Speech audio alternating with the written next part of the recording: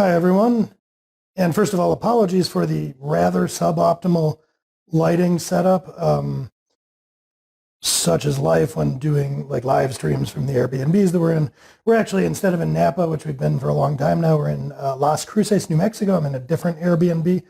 The acoustics in here are a lot better for sound than the Napa one, so that's good. But the lighting in here is pretty bad. There's like this very, very bright window behind me. Anyway, getting past all of that nonsense and into the subject of today's video, the question here is basically how do you quit a gig or fire a client? And that's a pretty interesting question.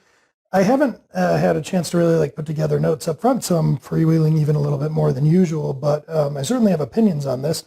I have done this a number of times over the years, and folks that know me know that I tend to have kind of a hair trigger about disqualifying business. One of the things that'll happen over the course of time is you get better and better in sales or discovery calls at identifying poor fit, and then you do less firing or quitting. But it is a thing that comes up, and it's important to have boundaries and things that you just won't do. So some of the common reasons that you might say fire a client are things like, maybe sensing that they won't pay you, or no-brainer type things like maybe they're just kind of abusive, or they're changing the scope on you a good bit. But basically any number of things that can make you wake up one day and realize that you're miserable, and maybe most crucially that the prospective income that you're going to get for doing this business simply isn't worth it to you. So in a sense, if it's especially a long-running gig, it might be that you have feelings along the lines of the feelings that you'd have when quitting a job or something. For a short-term gig, you might just say I was going to quote them about $5,000, and I'm quickly realizing that it isn't worth the $5,000.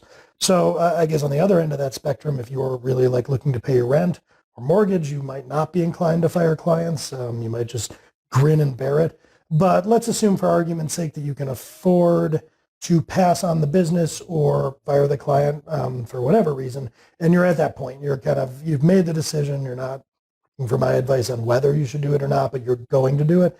How do you go about doing that is really kind of the question.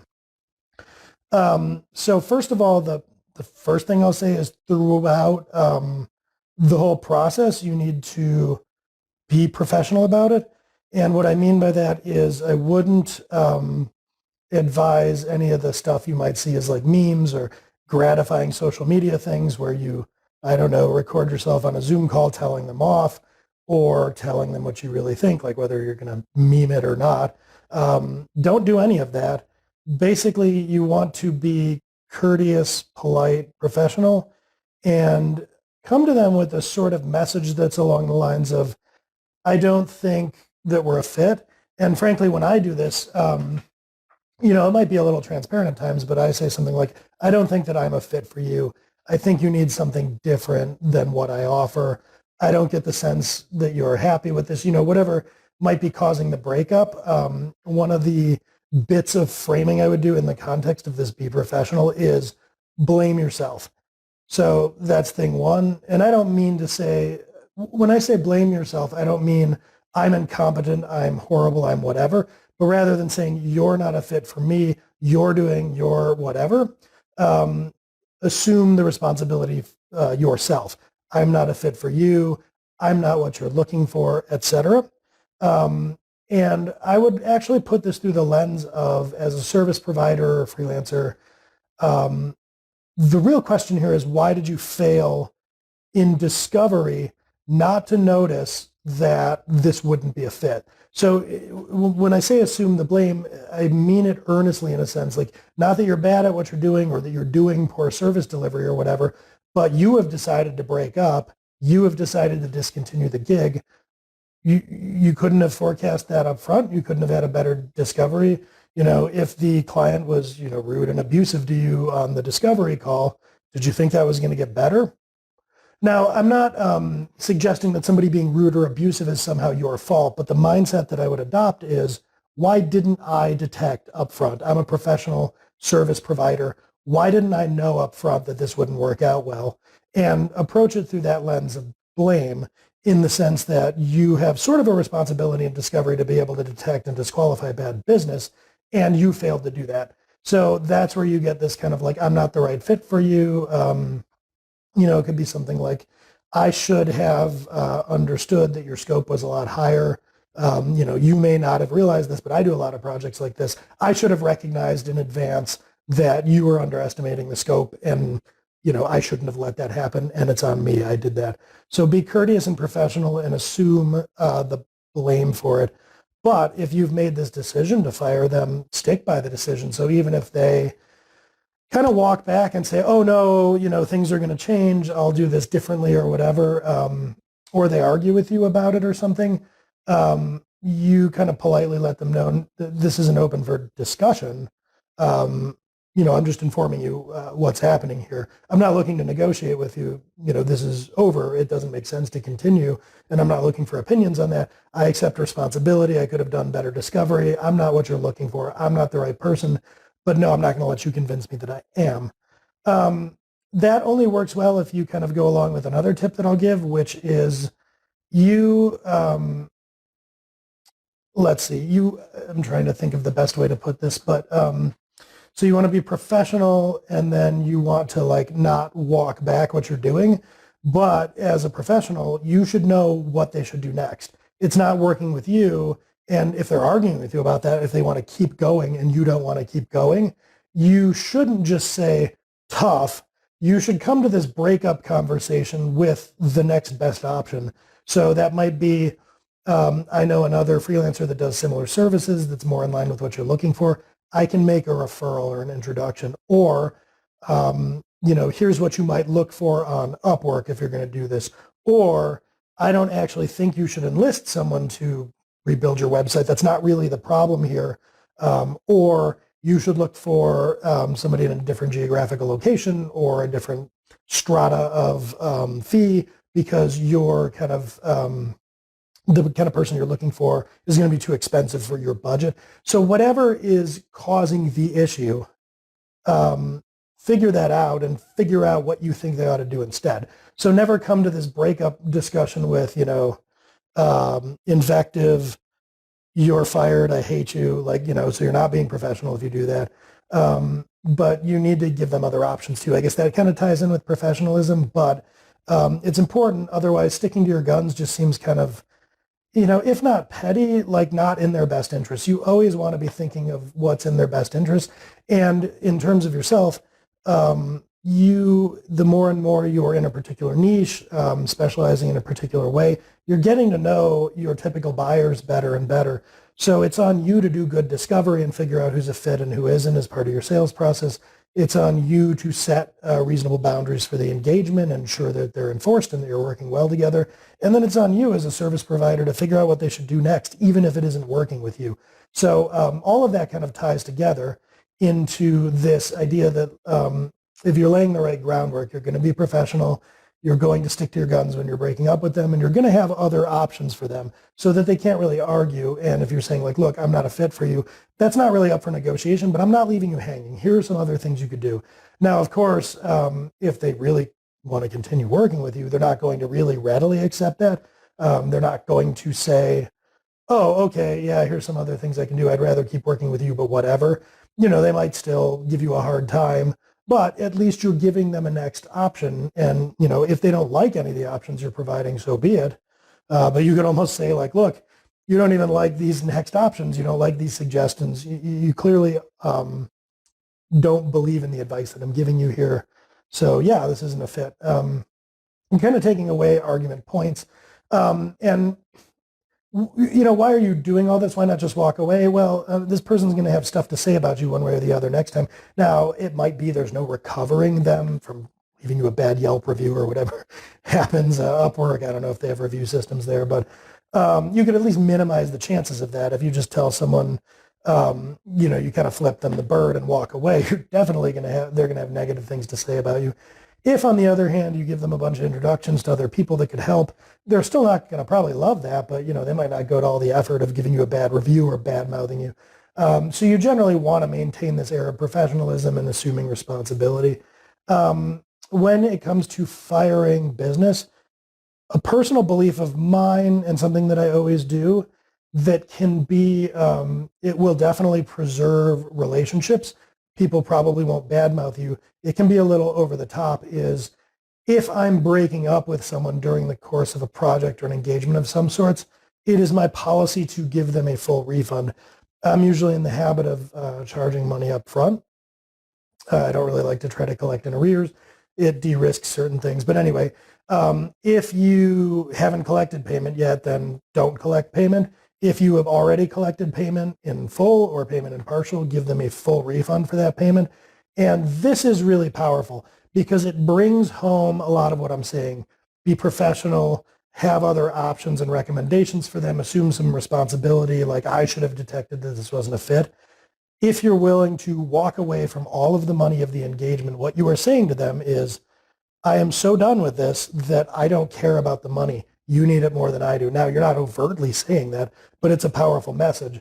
If somebody commissions you to write a white paper or build a logo for them, and it's a $4,000 project, and you're halfway through it, that's $2,000, and you say, you know what, this isn't a fit. I'm sorry. Here's a full refund of what you put down. Better luck. Here's some people you should call. You're not, it's suddenly you're putting your money where your mouth is. You're saying, I so much don't want to work with you. I'm going to walk away from $2,000. And that generally has the effect alone of at least having them not badmouth you. I mean, what are they going to say? I've gotten a half-done project that I didn't pay for, or maybe even a full-done project. Like I've issued like full-on refunds. Policy-wise, like for Hit Subscribe, if a client like commissions a blog post and we decide during the course of a trial this isn't worthwhile, we'll often say, look, keep the content. You don't have to pay us a dime. That gets pretty hard. You get something of some value, even if it's not perfectly what you were looking for, and you get it for free. And that's really, as a professional, owning, I should have done better discovery. And because I'm assuming responsibility for that, take the work product that I've created and it's yours, buy, and that incents you to do better next time. Now, if, again, you're in a position where you're struggling to pay the mortgage, none of these things are really options.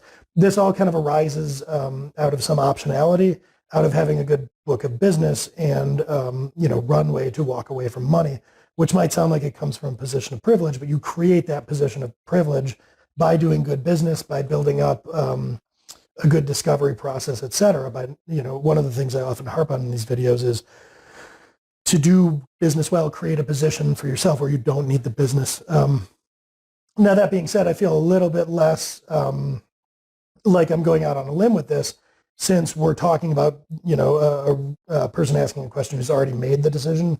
If you're willing to fire a client, you clearly don't need at least any more business.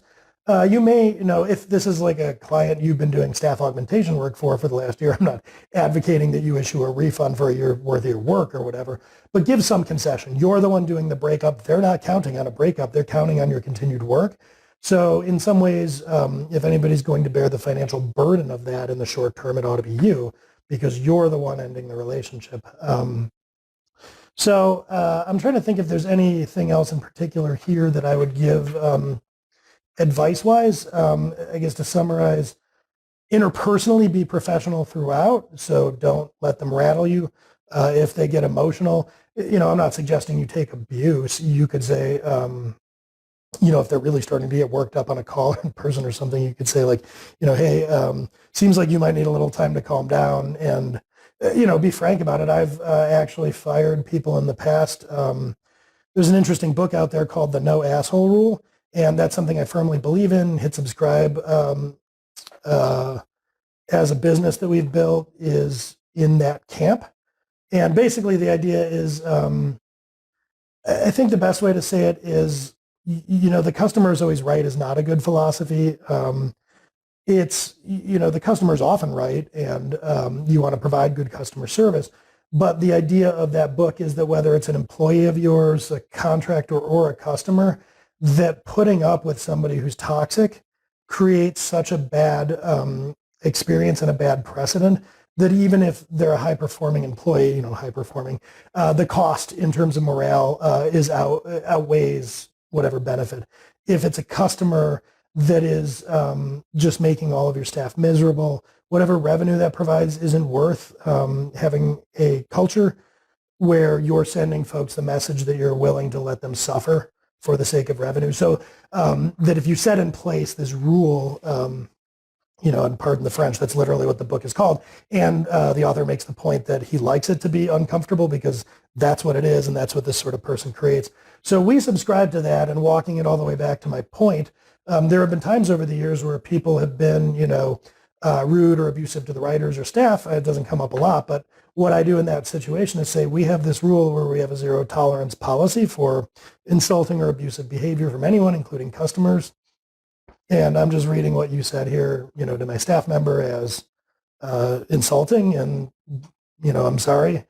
I don't mean to leave you in the lurch, but this is the kind of company we're building and we won't put up with this. So you can be firm while being professional, even while taking abuse. And interpersonally, it might be hard to do in the moment, but I would bear in mind that you're having a disposition here where you're sort of imagining this as a histrionic sort of person. And you're saying like, hey, settle down. I think maybe you need a timeout, a few minutes to go cool down. And I really want to help you, but I'm not going to put up with what you're doing right now. So if you want to talk later after you've had a chance to cool off, let me know. But anyway, I'm done here.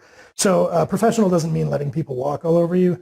Be polite, no matter how awful they are. I mean, this doesn't come up a lot. People don't routinely, get worked up like this. But if it does, keep your cool, stay professional, but you don't have to take abuse.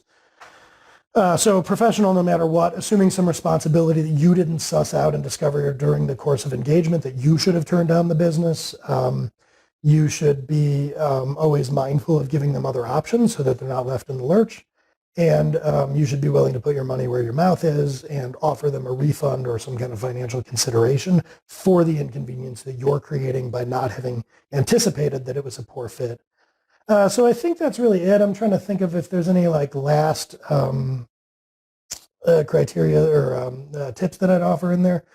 If at all possible, if you're not at the end of your rope, I might suggest separating the decision to fire a client from now, meaning if you think you're going to do that, look for a good inflection point. If it's a long-standing client that you've been doing staff augmentation for, if you can wait till your next discussion about re-upping, then I would do that.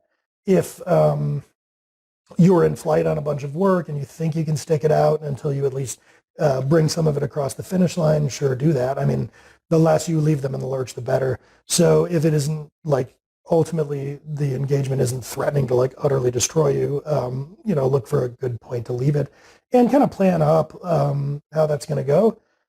Rehearse that call if you want. I am an introvert and I like controlling interpersonal situations, at least my part in them, as much as I can. So I might well rehearse what I was going to say on some call like that, make notes, or maybe even record a video of myself covering some key points. I don't know. If you're really uncomfortable and nervous about it, there's certainly options like that. So, go over what you're going to say, go over what their objections might be and how you would respond to those objections. So being prepared for a difficult conversation like that can be pretty good for somebody who's not, say an extemporaneous thinker. And yeah, that's kind of my overall guidance on how to go about breaking up with a customer or a client, firing a client, if you will. Hopefully that helps and there's some actionable things in there, and I will catch you next time and from a different location.